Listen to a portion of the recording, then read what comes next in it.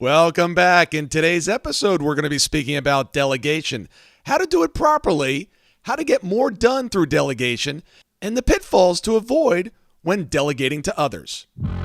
Welcome to this edition of Peak Performers Podcast with your host, Thor Conklin. Thor will be sharing the necessary tools, strategies, and psychology you'll need to become a peak performer in any area of your life or business.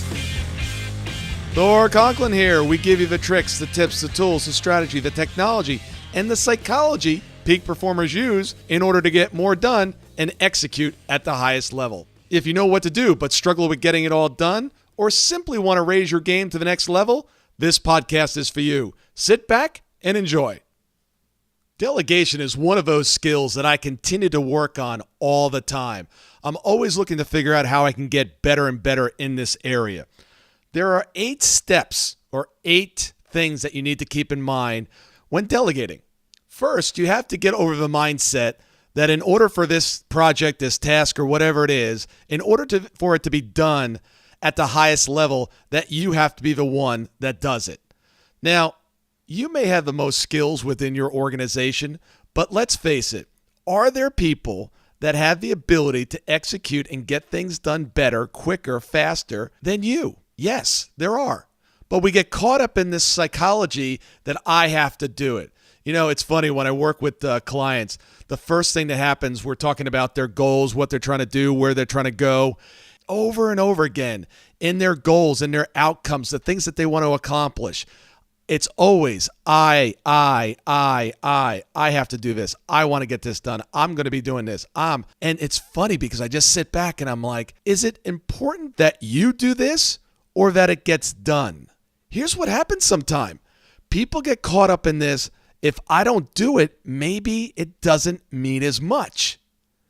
If you're caught up in that psychology, I guarantee you, if you're caught up in this, you will never be able to accomplish everything that you want to. Because look, there's only so many hours in the day. Look at your belief systems. Is it important that this gets done? That you obtain this goal?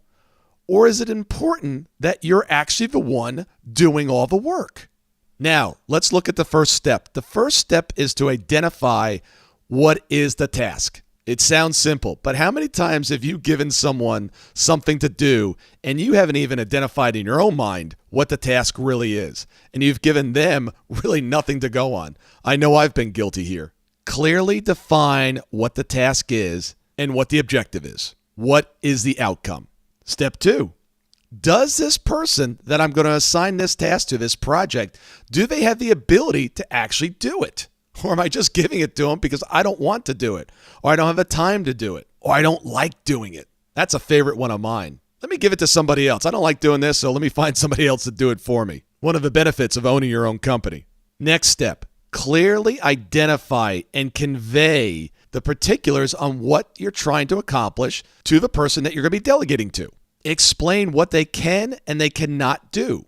Let's say that your organization is putting on an event and you need this person to organize a party. Well, you need to tell this person how many people are going to be attending, what night it is, where you want this to be held, if you do have that in mind. How much is the budget? How much can I spend? Will there be other people on the team that are going to be able to help them with this project? Are there other resources or things that they can use in order to get this task done? There might be a party planner that they can use. The next step, identify the deadline. Tell them when this needs to get done, and if there's milestones along the way, what are those dates? Be very specific. I want to know where this event's going to be held by next week on Tuesday at 3 p.m. I want you to notify me via email of this information. Now comes the fun part. Ask them to tell you what they believe that the task that you're assigning them is all about. What is the outcome? What are the constraints? What are the deadlines? I owned an organization where we manufactured spa equipment that went into nail salons. My entire team, their primary language was Vietnamese. Our cultures are different. You would not believe the number of times where I would assign a task, a project, something to get done, and I'd be very clear at least I thought I was being very clear on my explanation of what I wanted done, when I wanted it done by, and the parameters around that project. And then I would ask them to repeat it back to me. And it was, if it wasn't costly at the time, it would have been funny. But some of the responses that I would get back were amazing. I mean, it wasn't even close. So you got to be really, really careful that the person that you're assigning these tasks to, this project, that they're very, very clear on what has to get done. And you find this out by asking them to repeat back to you. I know in the beginning it sounds kind of weird and it sounds like you're kind of micromanaging or you're kind of treating them with less intelligence, but it's really important that they convey back to you what they're understanding because they're looking at it through their model of the world of this project. Next step, you're going to tell them what you're going to be doing along the way to measure their progress. And this is something that I fell down on for years and years. What I would do is I would give someone a project, tell them that it was due in a month, and then guess what? Did I follow up with them? No. Did I tell them what the consequences were about getting the project done on time, weekly updates? No. And what would I do? I'd sit back, I'd wait for the project to come to me in 30 days, and then it would arrive, and it was completely off the mark, and I would freak out. How could you not understand what? We talked about this. You repeat it back what you thought my understanding of the project was. Well, I did all the other steps, but I never checked in with them. I waited until the end. And then guess what? We were in crunch time.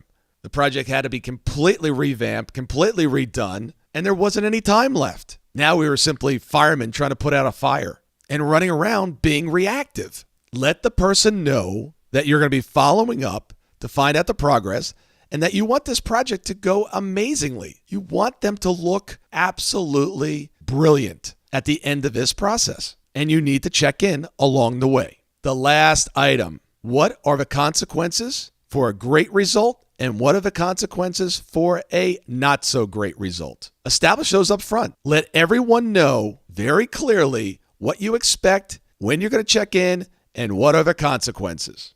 The last item, I asked them to send me a note, send me an email, giving me the outline of what's going to be done, what are the deadlines, what are the consequences, everything that we spoke about. I want that given back to me if it's a big enough project. And I want it in writing. So let's recap real quickly. 1, define the task or the project. 2, does the person that I'm giving this project to, do they have the ability to get it done? 3, convey the parameters, the restraints, the resources, everything that they're going to need in order to get this done, what they can and cannot do. Establish a clear deadline and milestones throughout the process. Ask them to clearly repeat back what their understanding of the process, the goal, and the outcome is.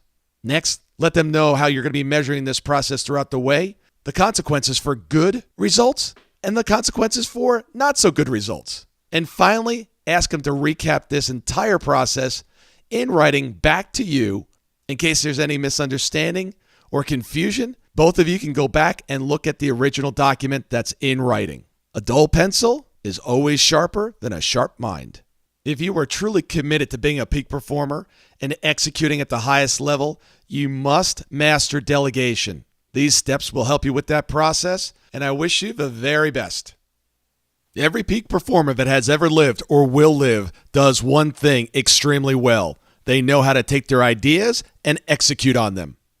Ideas and knowledge are not power, but the ability to execute on them, that is real power. If you consider yourself a peak performer and really want to take your game to the next level and truly master the science of execution, I would like to send you some information about our upcoming event, Business Execution Summit. Simply take your phone and text the word BESUMMIT, one word, to 41411. And I'll send you some additional information on how to master the most important skill you will ever acquire for your life or your business. Thank you for listening. If you haven't already done so, please head over to iTunes and subscribe to the show. Also, please share this with family, friends, coworkers, or anyone that could benefit from this information. To make it very easy to share these episodes, simply go to my Facebook page, Thor Conklin, click on the episode that you want to share, and you can post it to your timeline. You just might be helping one of your friends on Facebook by sharing it on your page. You can follow us on Facebook and Twitter at Thor Conklin. The website is thorconklin.com. The email is info@thorconklin. While at the website, please sign up for our weekly newsletter with additional tricks, tips, tools, and psychology on how to be a peak performer. Remember, these episodes are anywhere between 6 and 35 minutes and are meant to be consumed during dot time doing other things. Until tomorrow, have an absolutely amazing day.